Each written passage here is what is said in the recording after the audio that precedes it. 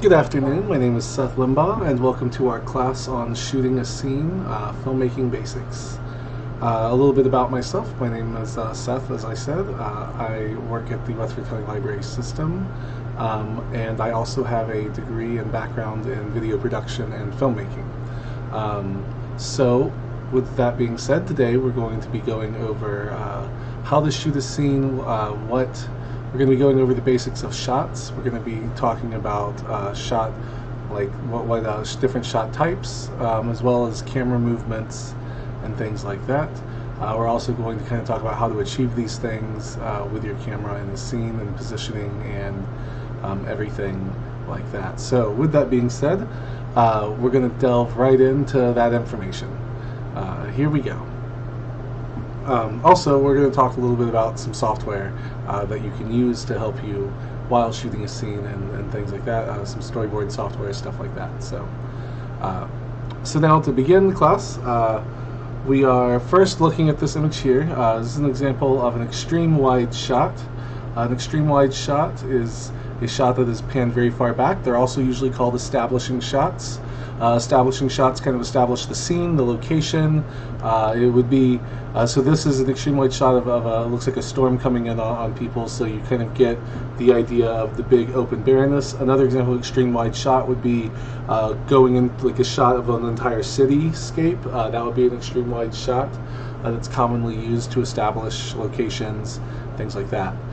So that kind of covers an extreme wide shot. Almost every film opens usually with extreme wide shots, or if they don't, they're like after their opening little scene, they will open with that. But most locations, especially large locations, will open with extreme wide shots to give you kind of a look and feel of what's in the area, what's around, what the production wants you to see. To achieve an extreme wide shot, you want to have your camera back as far as possible to get the full framing of everything. You want everything for this. You don't have to worry about the rule of thirds, which we will talk about a little bit later. You just want to get as much of your content as you can into the shot. So we'll move on to the next one. Oops. Next, we just have a wide shot. So this means the camera goes in a little bit more, and you're going to see a trend in this as to the order that I'm doing them in. This establishes a scene as well, but this kind of establishes more of the establishing shot establishes more of the world. The wide shots establish more of a scene.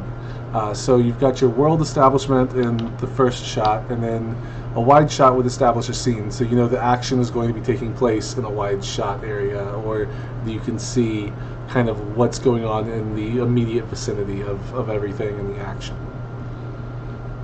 Next on the list we have this is a full shot. A full shot shows an actor from head to toe. This is what we've got here. The rule of thirds, we'll talk about that now, is pretty solid. So, the rule of thirds means you split your frame up into 3 places, and you want your attention to be focused on one of those 3 places. So, over here we've got this big tree is in the first third, and we've got our actor in the second third, and the third third there's some background going on right here with this extra. So this is kind of split up to where the rule of thirds, your eyes are drawn immediately to here, but there's still something to look at here and something to look at here if your eyes were to dart away. So yeah, full shot establishes your full character. It's head to toe character to allow you to see and visualize exactly who they are, what they are. If they're approaching somebody, it can show an immediate approach, things like that. The next thing we've got is a medium full shot. So that takes the full shot but goes in a little bit more, usually down till around the knees. So we've got this shot here. And so what's funny or interesting is I was going to talk about headroom in the next. So headroom means you want to have a little bit of space between the actor's head and the end of the camera frame. You don't want their head to be like right up against the frame here, or you don't want it to be way too far up. You want to leave about like an inch of width here between your actor and the top of the frame. That's called headroom. Next shot, so there's headroom for the main actor, or not the main actor, the tallest actor here, and so they've used the tallest actor as the reference point for headroom, and then everyone else is different. Now, if this actor was gone and you were looking at this image, this would look off to a lot of people, because there'd be way too much headroom for these actors here to be able to see. So you would want to make sure that you're always about 1 inch of shot, or 1 inch about 1 inch on the frame, right around there, 1 to 2 inches. And again, this is just a medium full shot. It shows about from these up, and covers that. Fully shot is what they call it. This is used frequently, and it's used a lot in westerns, but it can be used in other things. This right here, it means basically you take it from around where a holster would be on a cowboy. From there up is what a cowboy shot is. So it's around like thigh level, going up, with the actor. And so that is that framing. It's frequently used for approach. It's used for suspense. It's used if someone is walking towards the camera a lot. You'll see this shot.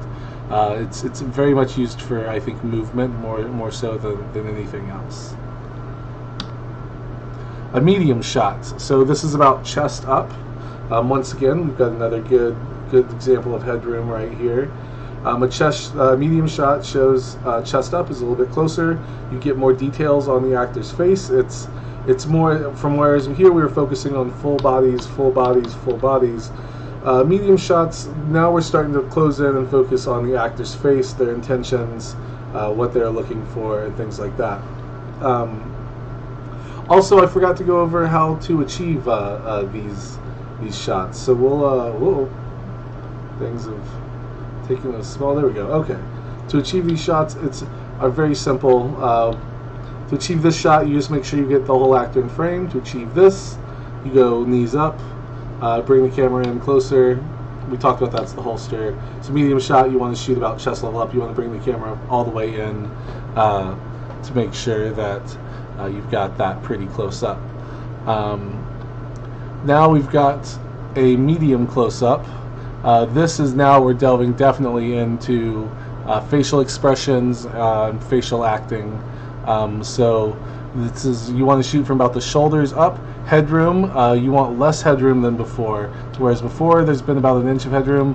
This is where you want just to give yourself just a little bit on medium close-ups, because you want to make sure that you're maximizing your frame usage here to get as much in as you can with the actor in the frame here. And then next we've got as a close-up. This is where the headroom does not matter anymore. You don't worry about headroom here. You want to just focus on the primary actor's face. I would say from like eyebrows down to chin. You want the parts of the face that give the most expression. That's what a good close-up can do. There's a lot of intent in actors' eyes, and a lot of intent in, of course, their mouth and movement with that, and their jaw lines. But there's a lot that can be done with an actor's eyes. Another thing, an actor trick, is that when you're an actor and you're looking at another character and you don't want your movement to seem static, is to look at one eye and then look at their other eye back and forth. And you do that at an like depending on the pace of that, depends on how kind of frantic you want to look, but it'll make your eyes kind of move and transition back and forth just a little bit. And that can give you a different sense of emotion based on how fast you do that. Of course, more rapidly being more panicked, anxiety-filled, and slower being more intent, maybe love-filled, something like that.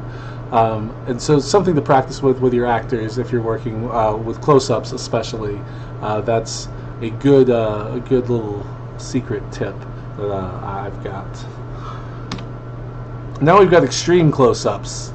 That's exactly what it says. You are just right in there. And of course, this is where that eye tip I was just telling you about, I should have saved it for this image because this is a perfect example of that. But you would, like if you're just focusing on their eyes and eye movement, having them look at an actor across the way, or having them just look at two different objects. Because sometimes when you're at this close of a thing, the camera is like right up on you.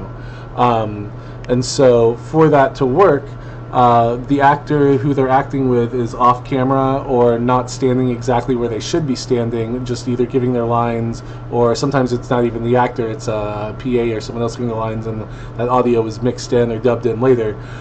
So they sometimes will have markers, or a crew person will hold up like a pen or like a pen or a ball or something and tell them where to look at, so that way they've got a focal point on where they're supposed to be looking for continuity's sake, and things like that, for all of the continuity. Now we got some images. These are some different types of shots. I'm going to go ahead and say this. These images from here on out are from boords.com, boords.com. That is a screenwriting software that I have discovered that helps you do storyboarding and plan out your shots for your production.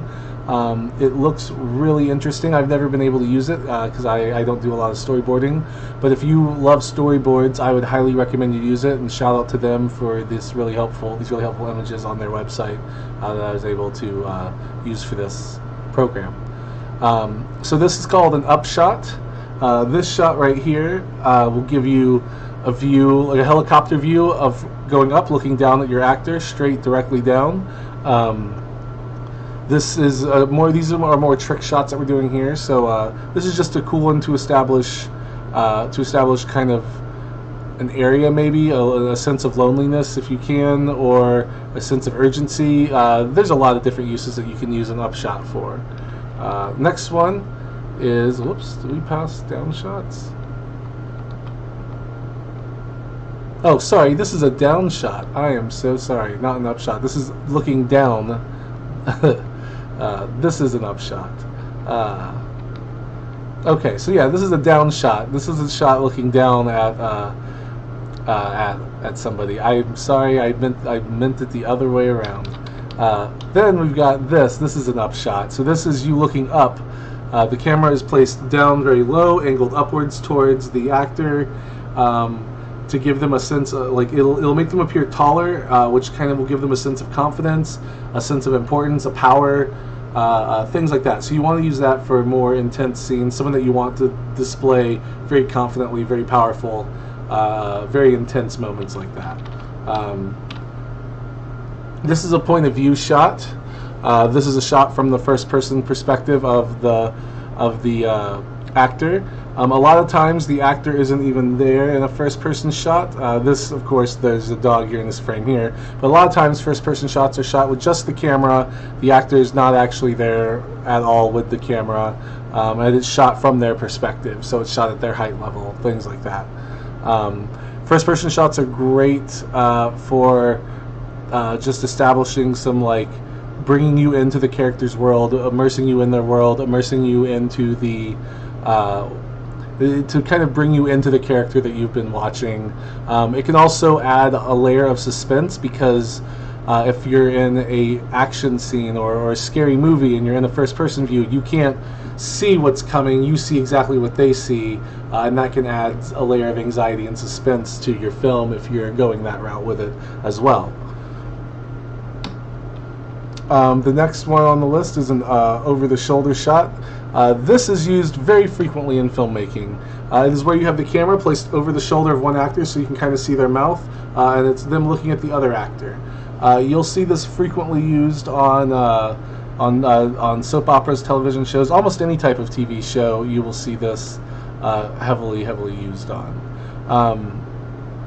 This is one of the most common shot types. So you'll want to use this frequently. You do not. There is a rule with over-the-shoulder shots, which is the 180-degree rule, which I wish I had a diagram for. But the 180-degree rule is, I'm going to draw it out for you. Let's see. So you got the camera, you've got your actor, the nose, actor, the nose. So the camera is shooting here. Okay.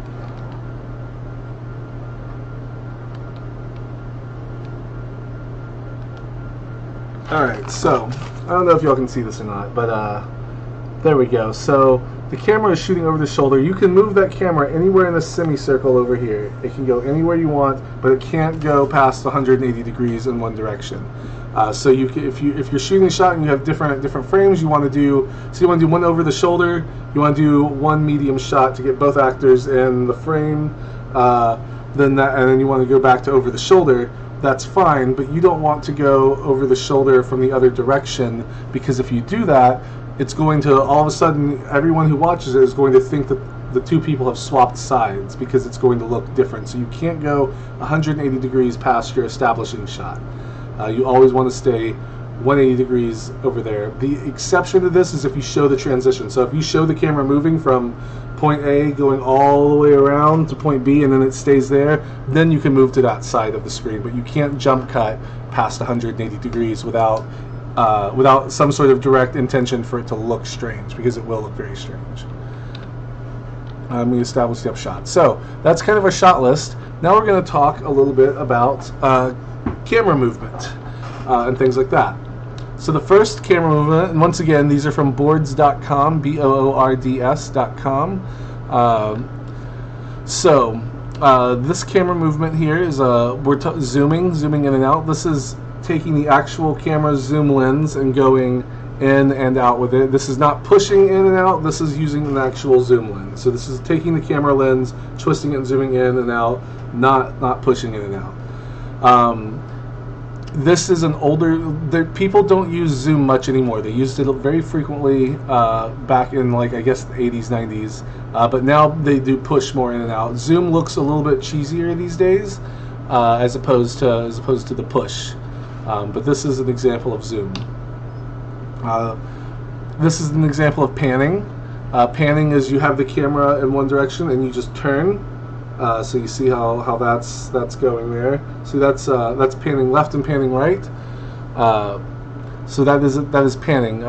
Panning is good to establish something around the corner, something right off screen. An actor hears a noise and you go, "Oh no, what's that?" And then it pans to look. And that's kind of what's going on here. It's good for a reveal. Is what a pan is really good for. Here's the tilt. Tilt up and tilt down.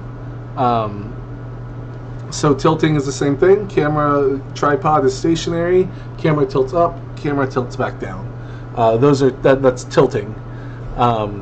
This can be used to, same reason for the pan. It's good for revealing something, just revealing something above you or below you. Same usage. All right, now we've got dolly in and dolly out. So this is now what I was talking about. So now from the first one. So this is different from a zoom because the camera itself is actually going in physically and out physically. It's not a lens trick. It's just a camera going in and a camera going out. And this is more standard now in filmmaking. Is dollying in and dollying out. This looks smoother. Your depth of field stays the same usually, as long as you've got a follow focus happening, all of that. So this is a good definition of dollying in, dollying out. Now trucking right and trucking left. So this is different from a pan because instead of the camera just panning over, this is the camera moving. So it's the same thing as that we just saw with the dolly. Except it goes sideways. So it goes like this or like this, it's another good use for a reveal. I think it's a preferred use of the reveal. I would rather reveal things like this than using a pan, but I think that's just my preference. Feel free to use any of these, of course. They're all legitimate film techniques. So yeah, this is trucking. Pedestal. Pedestal is taking the camera, and instead of tilting up and down, pedestal is just taking the camera and actually raising it up and raising it down. This is once again same thing for revealing. You can use it to reveal something above or below you, but instead of it being a tilt and at an angle, it's just the camera is dropping straight down, but everything is still looking straight ahead in the frame. And that is kind of the list of all of the camera movements. So now let's talk a little bit about shooting a scene and what goes into shooting a scene. We don't really have any more diagrams to show. I'm just going to kind of leave these up. You know what? Let's go back to one of these. And we'll talk about this scene. So we've talked a little bit about lighting in the past, and how that goes into play. So this is an example of natural lighting. So now let's talk about all the crew, production people, where they'd stand, and what's kind of going on behind the scenes here. So one, I can't say for certain because all productions are different, and I don't have like any insight into this particular scene or film as to how they shot it. But just my guess on certain things, and like where if it were me, where I would put certain things. We'll go over that. So in this scene, there's this shadow here. So this shadow is either natural or fake. I can't tell if it's really hard to tell if this is fake or not.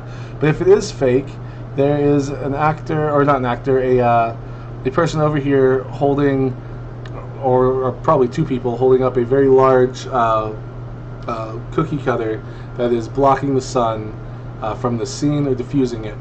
There's also, so that way he's more in the shadows and the light is more controlled. So there's definitely some diffusion happening over there. Also in the scene, you're going to have your sound guy. They're going to be holding a boom mic. A boom mic is a pole with it's a very long pole with a microphone at one end, and on the other end is all of your sound stuff. I use a Zoom recorder, and it plugs into an XLR cable that runs all the way up the boom pole to the microphone. You want probably a condenser mic for this. So the audio guy is standing off to the frame, like probably behind the camera here. The boom pole is extended very far across the way and is dangling right above this actor's head right here. So he's just up there with that. If you are running a boom mic and if you are a boom op, you are going to have some good arm muscles eventually, because your day will be very tiring. You spend most of your day holding up a big pole and keeping it as steady as possible for a very long time. But that's where I would say the boom op is. Obviously the camera person is where we're seeing it. They're probably about, with this shot, I'd say they're probably about 20 feet away from the actor. Depth of field is, the aperture on this, let's see, large depth of field. Just 1 second.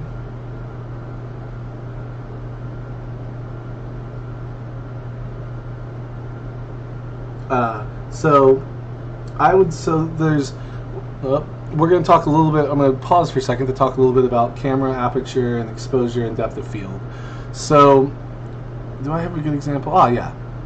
So this right here is a pretty large depth of field. You can see the actors in the background, they're not blurry. You can see these trees going all the way back, they're not blurry, but you're at a medium shot, or you're the full shot here, so you can still see everything. So I would say that that's a pretty large depth of field. However, here you've got more of a shallow depth of field, because as you can see behind her, all the trees are blurred out. You can't really make out details on anything here. So to achieve that, that depends on something called your aperture on your camera, which is a thing that you can turn. It's the aperture. It depends on depending on how close you get and how far in you zoom on your zoom lens, you focus in and out. So by zooming in and out, that opens and closes your aperture on your lens. Essentially, if you're going in and out. So there's f-stops. F1.4 is a very large aperture. Lets in tons of light, so your aperture is open. It's letting in tons of sunlight to capture the image. That gives you a very thin depth of field. Something along the lines of this right here. Probably this is still even this is what it gives along. There's you can't see anything but the actor's face. So this is a large aperture. This is an f1.4, probably an f-stop 1.4. Lets in lots of lights, thin depth of field. There's 1.4, 2.0, 2.8, 4.0, 5.6, 8.0, 11, 16, and 22. are the primary aperture settings. All of that going from 1.4 being large aperture, letting in a lot of light in this thin depth of field here, to 22 being very small, letting in very little light, but you have a depth of field where you can see all the way back, kind of like in this shot here. You can see even details in the mountains all the way back there. So here we're about, I'd say we're small, so I'd say this is like an f-stop 11 to 16, somewhere in there. You can mostly see all that in the background, and that kind of covers that. So yeah, let's just go through all of them and see what we think they look like. So this is not a good depth of field here, sorry, no, not a good one. It's hard to tell this. This looks 90% CGI'd, so 99% CGI'd, so all of it was done digitally, so there's no real camera tricks to do this one. Probably the only things that might even be real are these vehicles down here, and then everything else, and like the desert here, but everything else is fake. But you can still see details in the cloud, so I would say that this is a pretty large depth of field. So I'd say it's in between the f-stop 11 to 22. We already talked about that one. Talked about this one.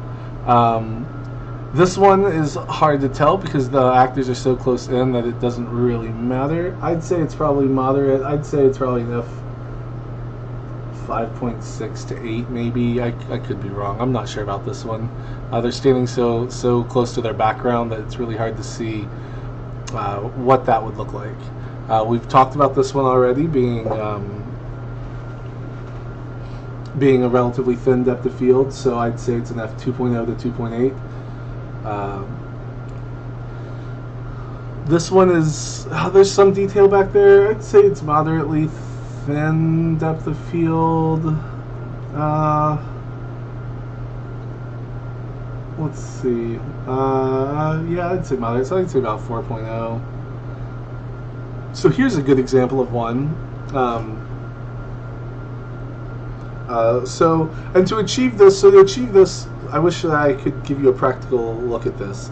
So the closer you are to your subject with the camera, the thinner the depth of field. So they're pretty close with the camera right now to make the background blurry and have him be at the forefront of it. The camera is pretty close to the subject.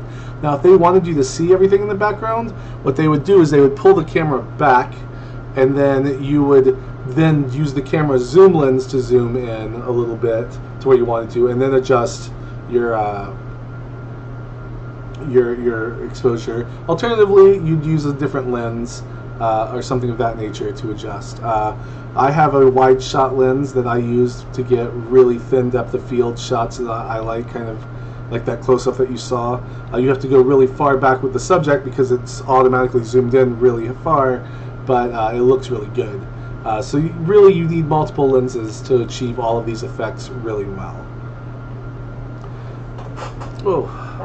Okay, so we have gone over and we've done that. So close up, there's no telling with this. This is probably using, actually a very thin, I would personally say that this is going to be an f22 with a, not f22, an f1.4 with the zoom lens, and to where it's just a very thin depth of field, unless he's moving a lot. If he's moving his head a lot, then not, because he would be going in and out of focus way too easily, and in which case that would be achieved by bringing the camera in closer instead.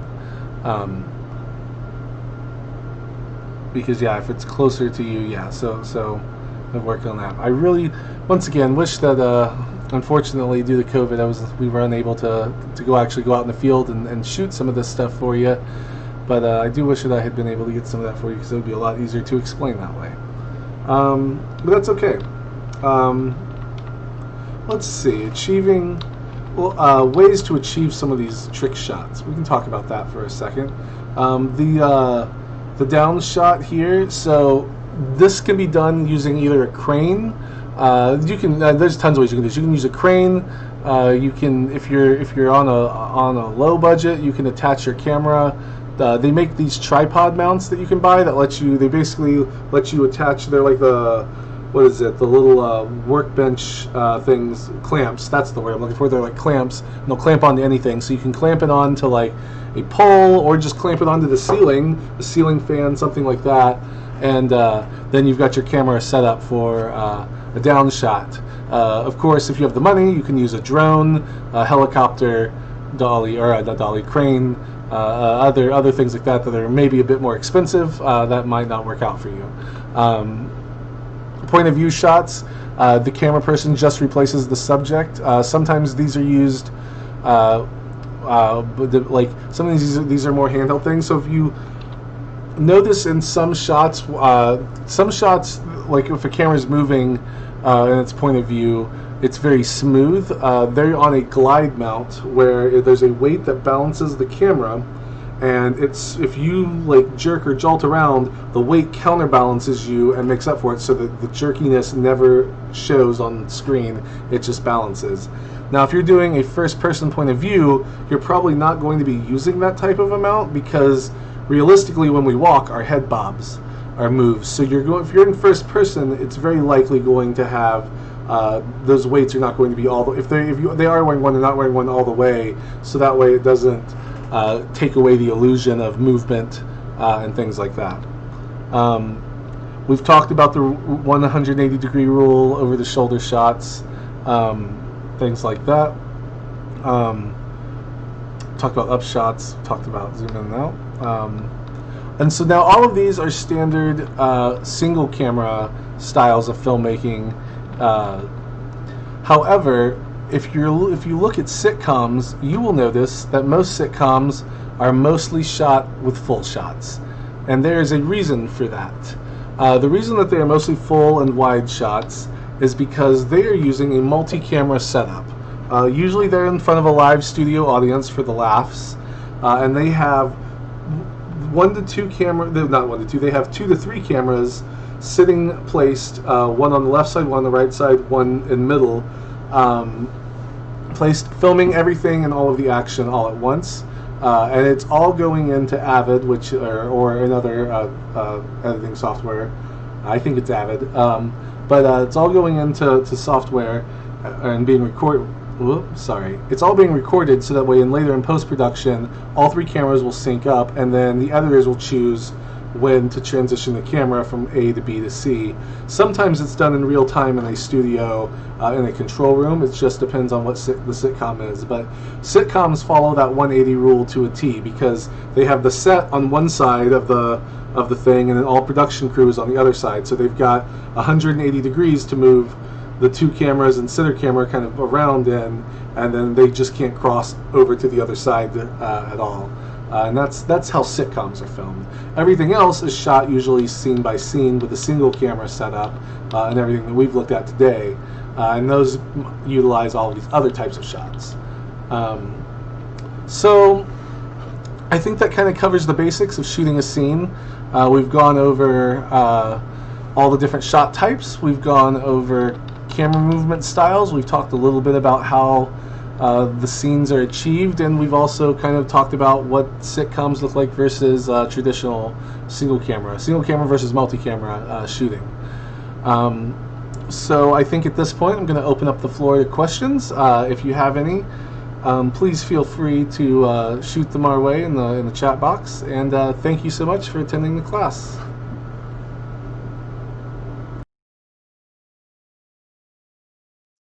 All right, so yeah, we'll open up the floor for any questions if you've got me, and I'll be happy to answer them for you.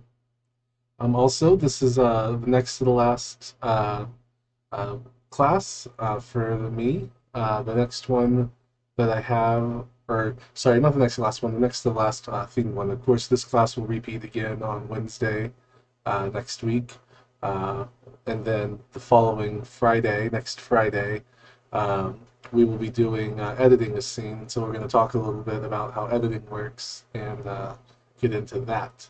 And then that class will also repeat on the following Wednesday. And then that will be all of the classes for me. So yes, thank you all for attending. I hope you've enjoyed my classes. Enjoyed this one on shooting a scene. Feel free if you have questions and you don't send them in or something like that. Feel free to reach out, and we'd be happy to answer them for you at any time. Um, yeah, I'm not seeing any classes or not seeing any questions. So thank you for attending again. My name is Seth Limbaugh, and thanks for attending our class. Have a good one.